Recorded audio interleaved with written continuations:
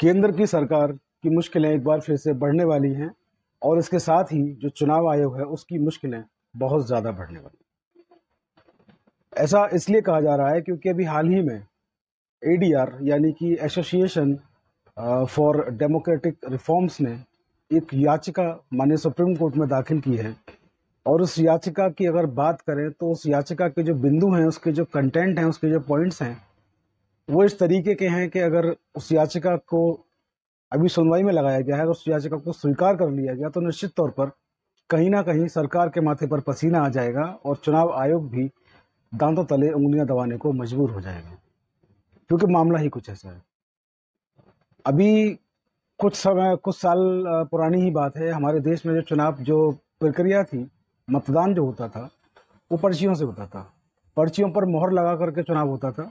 लोग अपना वोट जो है पर्चियों के माध्यम से देते थे। फिर जो है ईवीएम का दौर आया, ईवीएम से चुनाव होने लगा। ईवीएम से चुनाव होने लगा तो उसमें कहीं ना कहीं शिकायतें उठाई जाने लगी कि फर्जी हो रहा है, तमाम तरीके की शिकायतें हुई।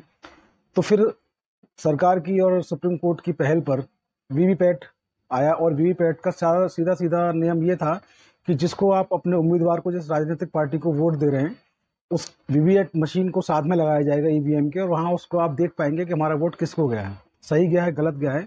7 सेकंड तक वो पर्ची रुकेगी, उसके बाद पर्ची गिर जाएगी। लेकिन उस पर्ची को गिनने के लिए जो है पूरी तौर से उसको नहीं गिना गया कभी। प्रत्येक राज्य की किसी विधानसभा को चुन लिया जाता है, जो लॉ है उसके अकॉर्डिंग। उसके 5 बूथों पर उस पर्चियों को गिन के उनका रेशियो निकाल लिया जाता है।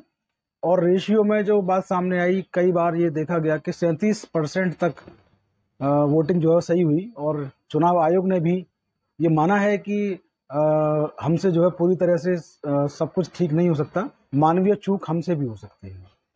तो इस सारे घटनाक्रम को देखते हुए ये जो एसोसिएशन फॉर डेमोक्रेटिक रिफॉर्म्स यानी कि एडीआर है, एक संस्था है, इन्होंने सुप्रीम कोर्ट में याचिका दाखिल की है। और इन्होंने वीवीपैट की जो पर्चियां हैं, यानी कि ईवीएम के साथ में जो वीवीपैट मशीन लगती है, उसकी जो पर्चियां होती हैं, उसकी सारी पर्चियों को गिनने की याचिका दाखिल की है।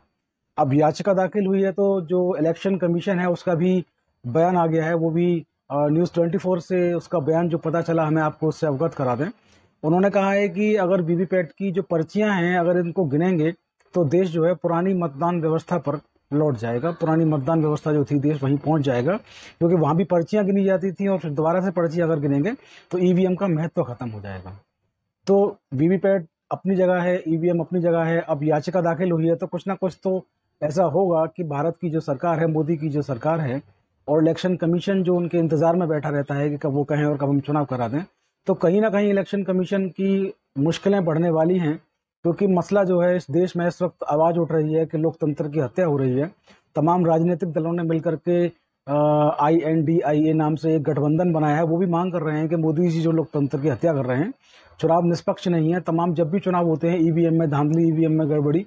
और 2019 में 37% जो वीवीपैट की पर्चियां थी वो खराब थी, उसके बाद भी उनको इस्तेमाल में लाया गया था। तो तमाम चीज़ें हैं जो ये बताती हैं कि इन पर्चियों को गिना जाना आज की जो लोकतंत्र व्यवस्था है उसके लिए बहुत आवश्यक है, उनको गिना जाना चाहिए। तो मसला अभी सुप्रीम कोर्ट के पास है, मसला सुप्रीम कोर्ट की सुनवाई पीठ के पास है। गेंद अभी कहेंगे सुप्रीम कोर्ट के हाथ है। और सुप्रीम कोर्ट क्या निर्णय करता है, सुप्रीम कोर्ट का डिसीजन क्या रहता है, जैसे ही कोई अपडेट मिलेगा आप लोगों को अवगत कराएंगे। फिलहाल मोदी सरकार और इलेक्शन कमीशन के लिए ये खबर जो है वो अच्छी नहीं मानी जा रही है। और जो विपक्षी गठबंधन है, इस खबर से कहीं ना कहीं उनमें खुशी की एक लहर देखी जा रही है। तो आज के वीडियो में इतना ही। आप लोग हमारे यूट्यूब चैनल ऑफिशियल प्रतीक चौधरी को भी सब्सक्राइब करना ना भूलें। इसके साथ आप लोग हमारे इस चैनल को चौधरी लीगल एसोसिएट को भी सब्सक्राइब करना ना भूलें। आप लोग हमें फेसबुक और इंस्टाग्राम पर भी फॉलो कर सकते हैं। आईडी से हमें चौधरी लीगल एसोसिएट। और वीडियो को दोस्तों, साथियों, रिश्तेदारों, परिचितों तक फॉरवर्ड अवश्य करें, ज़्यादा से ज़्यादा फॉरवर्ड करें। हमारा प्रयास है कि सच को आपके सामने लाएं। सुप्रीम कोर्ट के जो ऑर्डर्स हैं, हाई कोर्ट्स के ऑर्डर्स हैं, तमाम जो कानून हैं उनसे आपको अवगत कराएं। तो आप भी इसमें हमारे भागीदार बने, आम लोगों तक इस जानकारी को पहुंचाएं। जय हिंद, जय भारत।